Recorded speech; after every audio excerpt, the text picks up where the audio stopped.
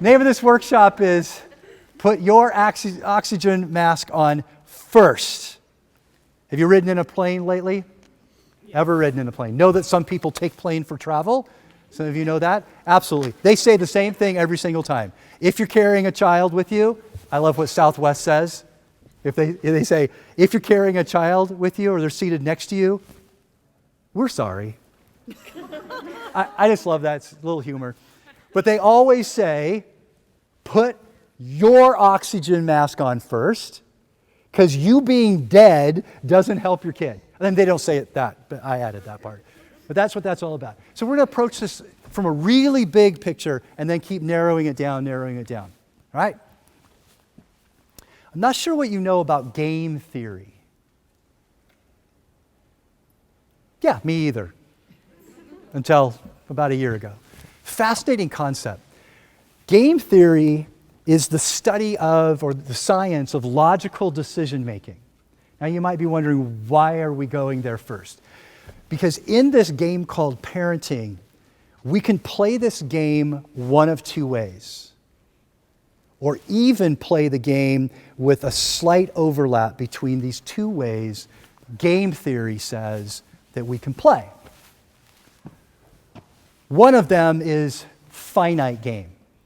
A finite game has players that are known, rules that are fixed, and the goal is to win. Think of some game that you know that's a finite game. It has those characteristics. Okay? Sports. Like Scrabble? Is that a sport? No. Oh, okay. Okay. Oh, you said sport, she said Scrabble. Okay, good. Right, so any sports game, just about anything, that we say that there's a winner. Really common one is baseball. There are 9 players, there are 9 innings, and at the end of the 9th inning, whoever has the highest score, what? Wins. The general manager cannot come out on the field and say, hey, I want half a more inning. If I just had a half a more inning, we would win. And other teams looking at it like, you're an idiot. That's not how we play. This is a finite game.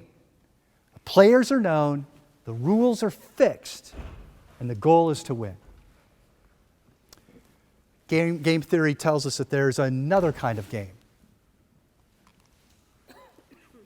It's called the infinite game. And the characteristics of an infinite game: players are known and unknown. The rules are flexible. And the game, or the goal, is to keep the game in play. My son is a gamer. He spends somewhere between 6 and 10 hours a day. Don't judge me. Gaming. He didn't do that when he was in school. And when he gets back to Palomar next week, his behavior and his habits will change. In fact, he's the guy who came to us last year in school. He said, Dad, I get it that I'm not supposed to play my video games like Sunday night through Thursday night. He goes, I get it. But what if I got straight A's? What if I pulled an A consistently in all my courses? And the moment that I don't, I'll take myself off and I'll tell you about it. I looked at him and I go, whose kid are you? That's fabulous.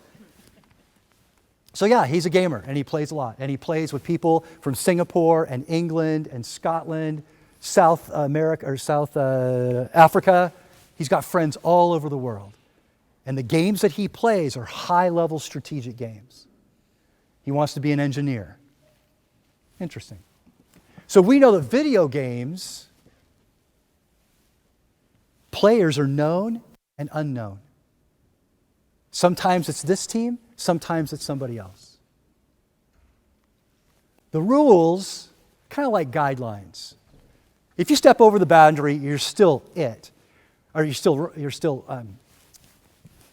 out, right? Still a penalty, so to speak. But the rules are flexible. We can maneuver the rule, as long as it doesn't lose its integrity, So the game can keep playing. Business is an infinite game. Business has happened before you and I were around, and businesses will be around after. And the name in business, you know how players come and go, right? Now you have this CEO, now you have this other CEO, now I have this assistant, now this assistant, now these are salespeople, now somebody else is salespeople, right? Players come and go, and the rules, especially attacks, are flexible. But the purpose of the rules being flexible is so that the game of business can keep in play. Make sense, everybody? All right, so that's really a big theory, and what does that have to do with oxygen and us putting it on our face first? Parenting? Oh, that's an interesting thought. Should be an infinite. So what game is parenting? Infinite. A little louder? Infinite. Infinite game. Can we agree at that for a moment? Players come and go. I mean, you have families and relatives and people come and go. Hopefully you don't ship your kid off and only bring them back after their adolescence. But they come, and the rules are somewhat flexible. Some things are negotiable, right? But it has a long-lasting effect. All right, so if that's true, and it is, then why do we play it sometimes like it's a finite game?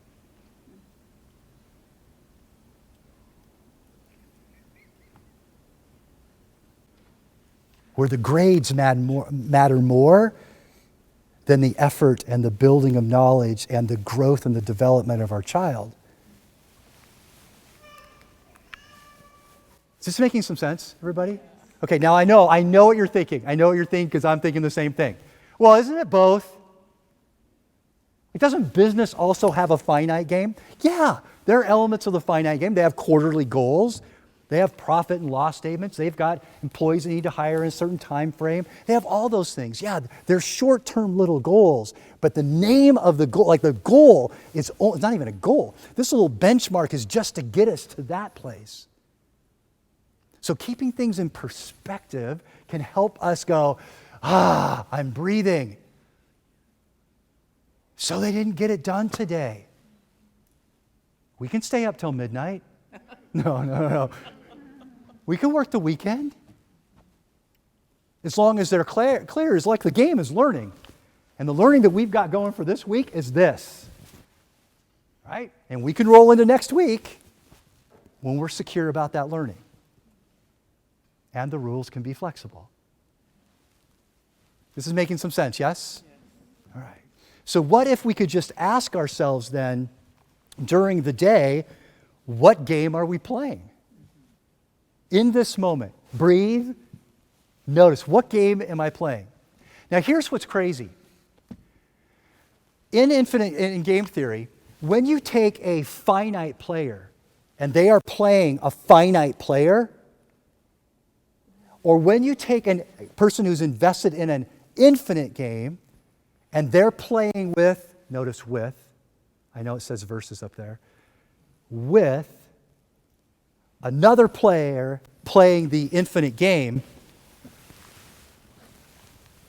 the system is stable. Everybody understands, right? Baseball's baseball. You don't come back out there and go, I want 10 innings. No. Everybody's really clear. Everybody in the video game world, if you lose, if you die, if you don't get the dragon killed in time, whatever, it's like, oh, okay. Now,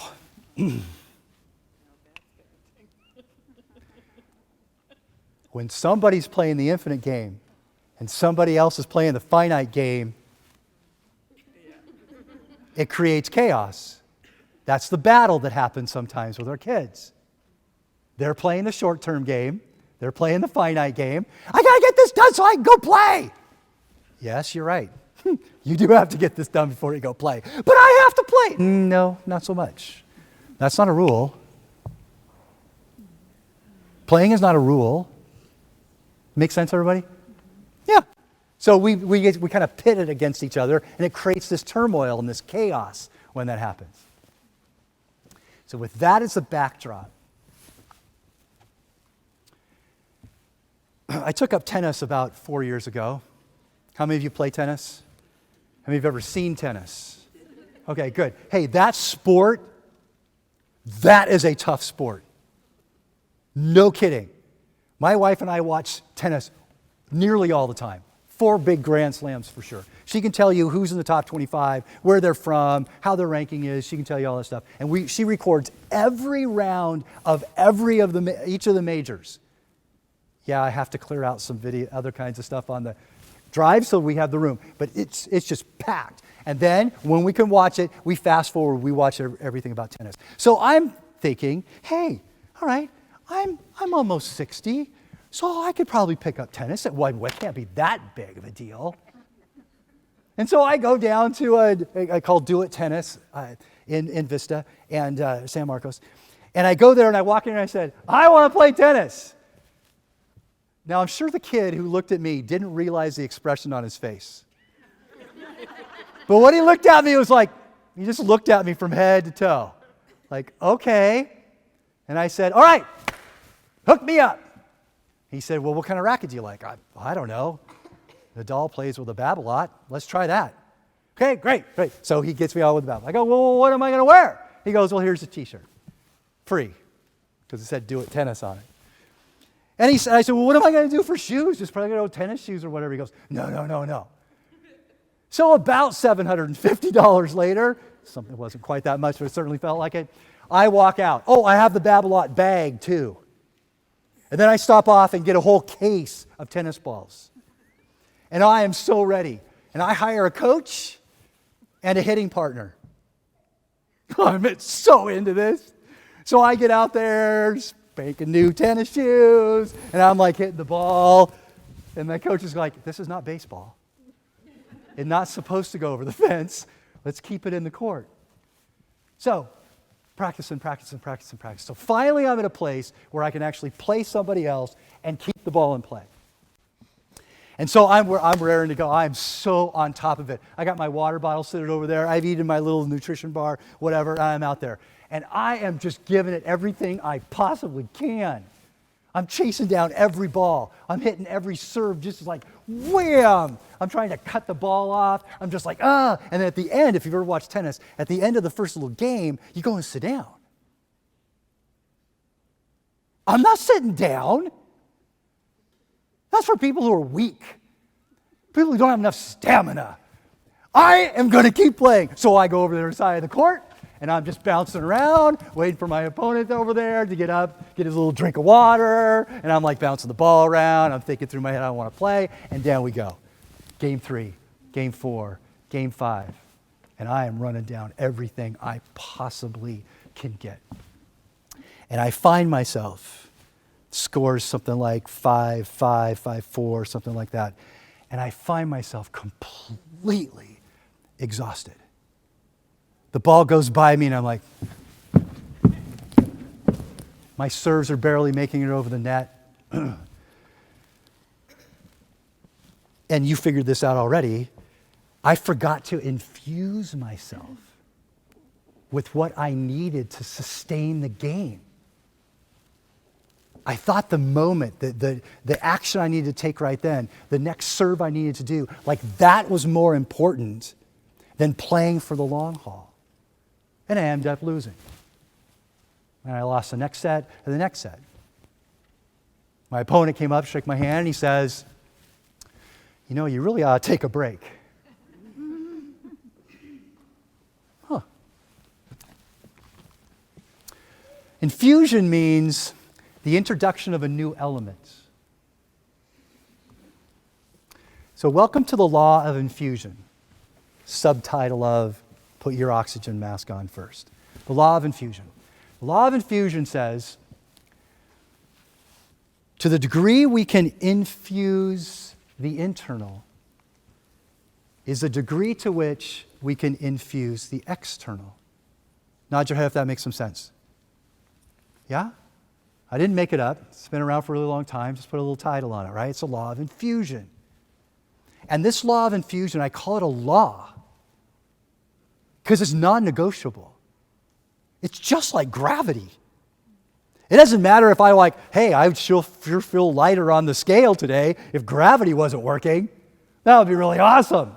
I can't wake up a day and go, no, I don't want any gravity to work. No, it's a law. We can count on it every single time. It works perfectly every single time, and it never goes away.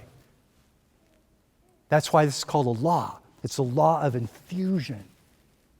To the degree that we take the time to infuse ourselves is the degree to which we can have an impact. We can infuse others.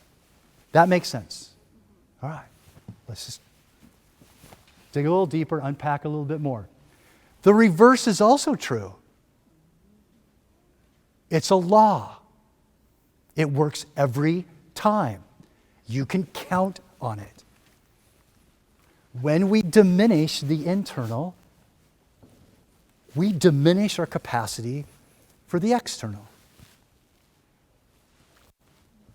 If you're a math person, this is kind of what that equation looks like, or chemistry, I don't know what it is.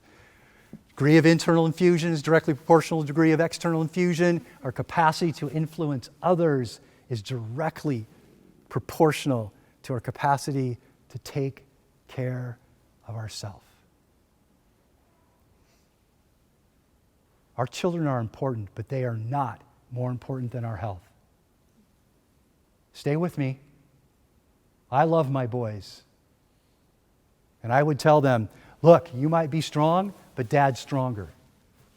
And I told them every year, even when they were in high school and they wanted to take me down, yeah, you might be strong, Dad's stronger. And for me to be good on that promise, I had to hit the weights every once in a while, or I was going down.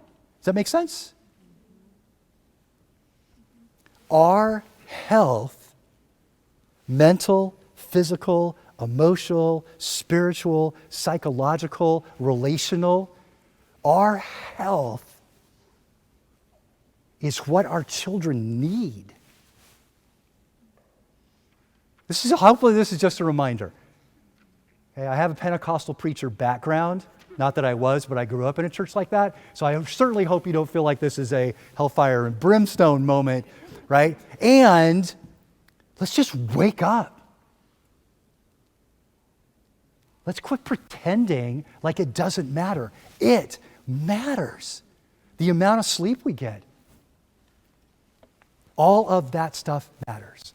So if you're finding yourself getting short in your responses, getting frustrated, getting uptight, as much as you would love to blame your husband or your wife, if you just do more around here, if you could just step in at night when you get home, you find yourself saying those kinds of things, as truthful as they might be, but the tone,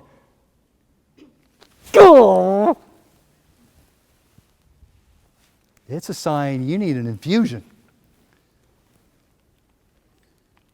If all of a sudden, your kid's like, if I said this, I looked at Noah one day and said, I am so done with you. Boy, that felt good. And he was a mess. I would never say that to my wife. She'd kill me. That would be one reason why I'd never say it. She would get all, I would never say that to somebody I love. But I did, because there was nothing inside left. Nothing. The only thing was left was, I'm spent and I want you to know about it. Now go to your room. Suck on plastic. No, not really. No. So what is one thing you've been wanting to do for yourself?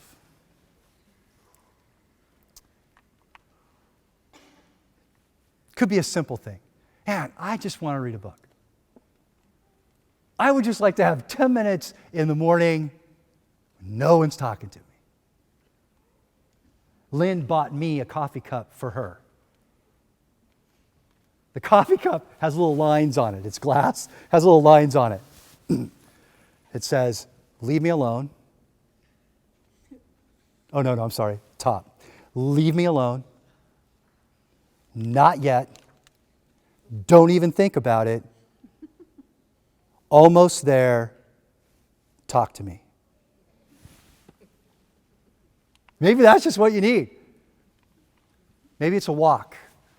Maybe it's a massage. Going to a concert.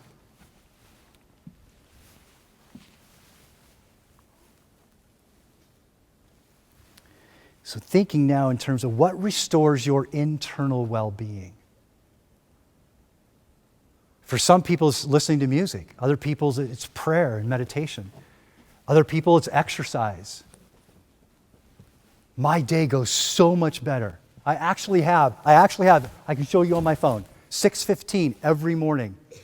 Infusion, that's what it is. It's a meeting notice on my calendar at 6:15. Okay, rules are flexible. So sometimes I don't get up at 6:15. But the first thing that I do, besides drinking water, because someone told me once that's a really good idea. So drinking water is I then do my quiet time, my meditation, my prayer, my reading, and I do my exercise. Sometimes it's 10 minutes, sometimes it's 5 minutes, sometimes it's 20 minutes, sometimes it's 30. It does not matter. But that routine I have discovered gives me what I need so I can keep moving for the day. All right, is this making some sense? Your schedule may not be like mine, and I get it. But what is it that you can do? So what's your infusionator? I made that word up. What fills you up? Just think about it. Okay, you probably have an answer in your head. And if not, go ahead and make one up, because someone sitting near you is going to ask you that question. What is your infusionator? All right, so go ahead, look at somebody next to you. And say it loud enough if you need to yell because you're so many. Okay, just go. Ask them, what is your infusionator? And then answer. Go. I know, large auditorium, lots of people looking for like 10 or 15 responses. What are your infusionator? Bless you. Crafting? Oh, is that what you said? I thought you said cracking. Yeah. Oh, crocheting thing, knitting. Oh, anyway, thank you. Okay, sorry I didn't catch on sooner than that. Hi. Others, infusions. Yoga. I actually like working in the yard. Doesn't matter if it's weeding or whatever. It's pretty. Yeah. Are you able to hear her? Yeah. Great acoustics in here. Yeah, gardening. Yeah. Good. What else? Acting classes. Serious? A little expression, a little creative expression? Wow. That's awesome. Thank you. Oh, acting. Yes. Yeah. None of you have a life on this side of the room. Hiking. Yeah, hiking. Yeah. Reading. I need help on things like I wouldn't mind having a maid. Right? That would be a great infusionator. Get me a maid. It was maid. Yeah, get a maid. Yeah. I would love to have a personal assistant. I'd love to have a driver. I'm serious. Yeah.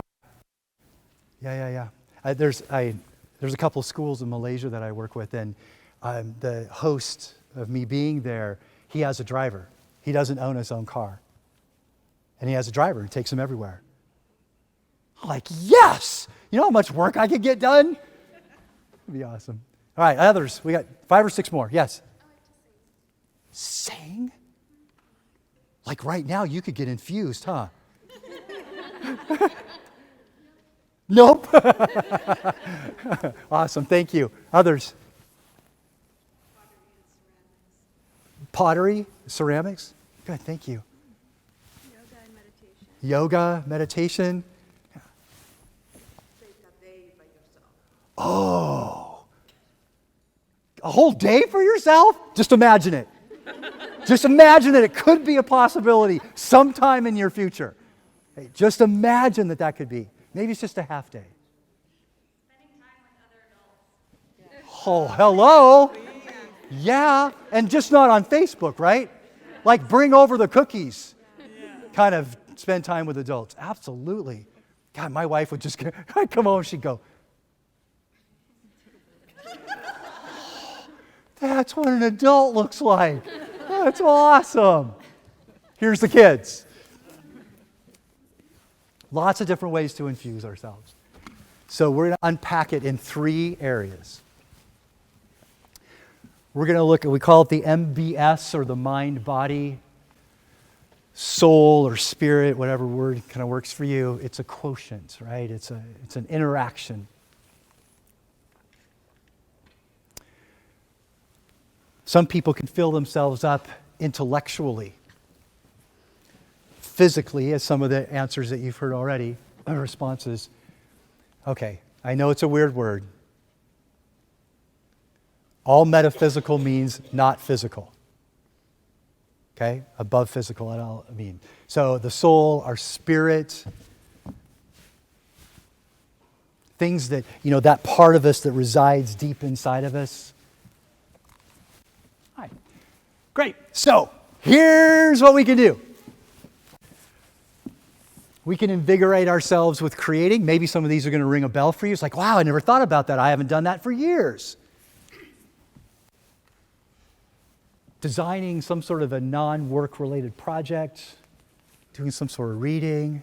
I'm addicted to TED Talks, anything that has to do with neurogenetics and neuroscience and human development. I geek out on that stuff. Maybe it's journaling. Maybe you haven't done that in a while. Just to calm ourselves for just a moment. Could be a journal about what you anticipate will happen for the day, kind of creating a picture of how things could go. Maybe it's just a whole series of questions that you're looking to have answered.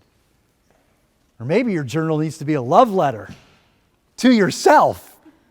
Dear Mark, you're so cool. What an awesome parent you are. You love Noah and Tate so much. And Lynn. You enjoy what you do. You're kind of fun to hang around with. We have to sign that letter. Your BFF, me. It sounds silly, right? Try it on this week. Because if you're waiting for your kids to write that letter, okay, this is how crazy I am about getting affirmations. I taught 6th and 7th grade for 3 years. I love middle school. Taught 6th, 7th grade for 3 years, and I did this lesson that was absolutely phenomenal. It was the best lesson I had ever taught. I had spent hours on the design of this. I created the handouts for them, all the little resources that they need. They moved in and out of groups. This lesson was spectacular. Like put it on Pinterest, spectacular. It was like put it in Wikipedia. It was awesome. And I had crafted this for a really long time. And it was one of those lessons that not only did I know that it was well crafted, it actually worked. Because I don't know if you've ever noticed this when you're looking through your teacher guide and your lesson plans. I go, oh yeah, they're going to love this. They're going to be so curious, full of wonder. They're going to ask all sorts of questions. They're going to thank me for being their teacher. This is an awesome lesson right here. And then your kids show up at the table. And then it's like, hey, what happened?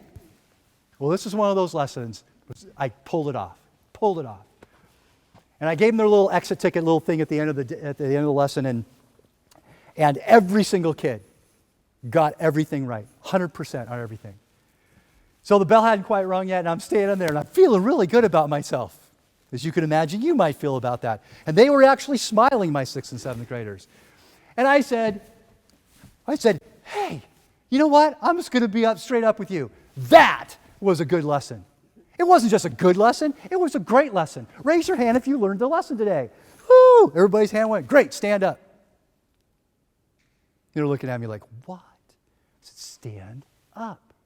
So they all stand up. I said, standing ovation. Well, Esmeralda goes, okay, Mr. Reardon, okay. And Louis, the other guy in class, was like, what? I am not giving you a standing ovation. I said, come on, give it up. And they did. And here's what I realized. I was never going to get that unless I asked for it. And I'm just confident enough to go, you know what? I gave it up for you. Give it up for me.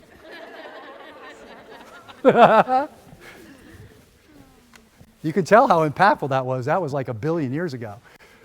Okay, so here are things that we could do, right? To invigorate. These are our body kind of infusers.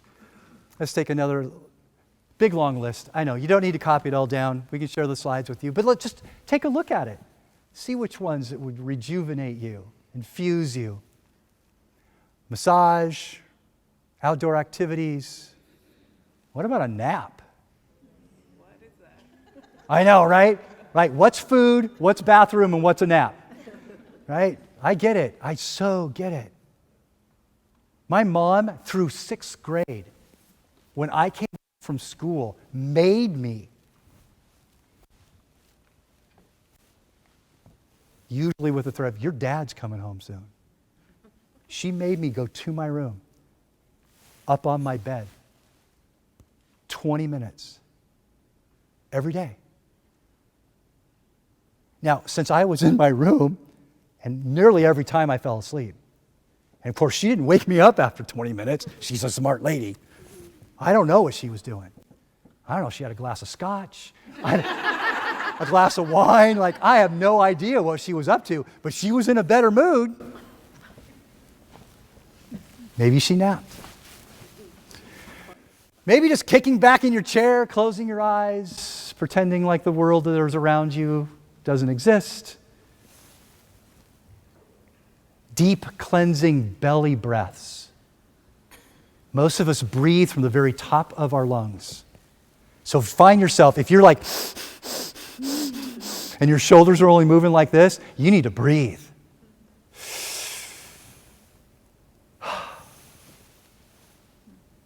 You can do it with me. It feels good. Here we go.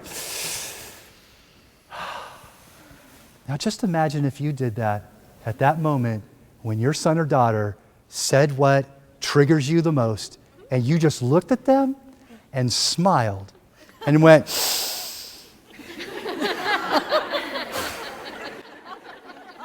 breathe in happiness, breathe out stress. They would be so enraptured by that. They would be looking at you going, what are you doing? And then since you have their attention, which could be the only time you've had their attention in the last 30 minutes, you could just go, join me.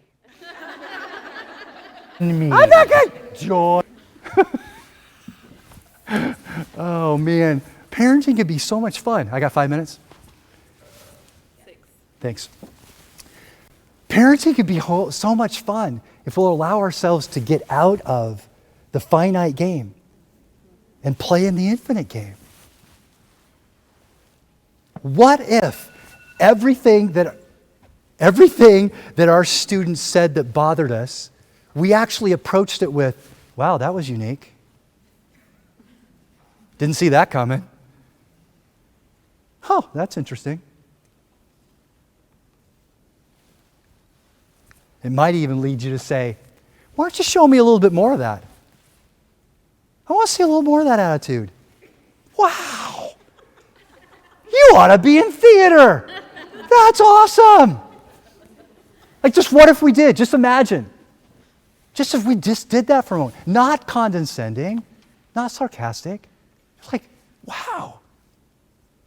Yeah, give me some more of that attitude. I guarantee what'll happen. They're going to look at you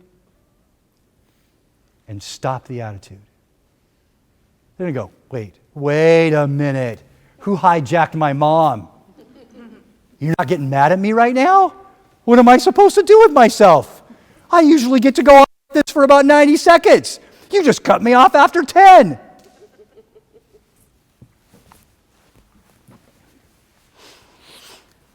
soul infusers, spiritual infusers, if you will. Meditation, prayer, time with friends and family and other adults.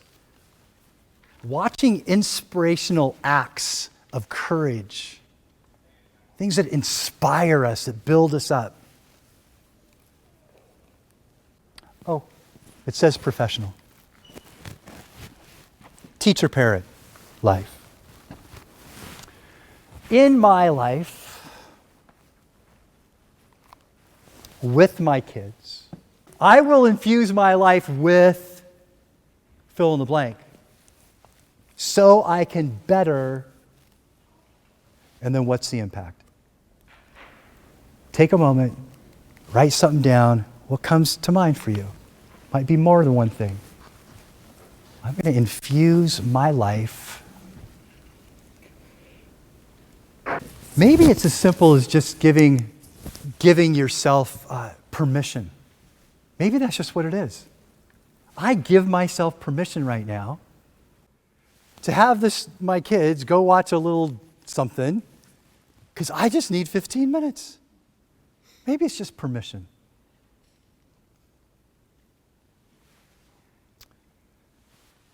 Maybe it's perfectly okay that in the middle of the lesson that's not going very well, they're not connecting with it very well, they're not paying attention or focusing, and you've tried the sit up! Focus! You know, you're only going to learn this if you can attend to it. Come on, where's your self-discipline? I don't have any. I know. That's what we're working on right now. You've tried every other trick there possibly is. And maybe you just need to abandon the lesson. Call a time out. We need a break. No, I don't know if we need a break. Mom needs a break. Dad needs a break. This is a 7-minute break. Go listen to whatever you want to listen to that's encouraging. Watch, do something, go clean your bedroom. I don't care. 7 minutes, setting a timer. Get out of here. Well, said more nicely. Said nicer. Please excuse me for the next 7 minutes. Taking care of ourselves first is not just a great model for our kids, great example for our kids. It's the thing that's going to keep you in the game and play this thing for the long haul. Thanks for your time this morning. Good stuff.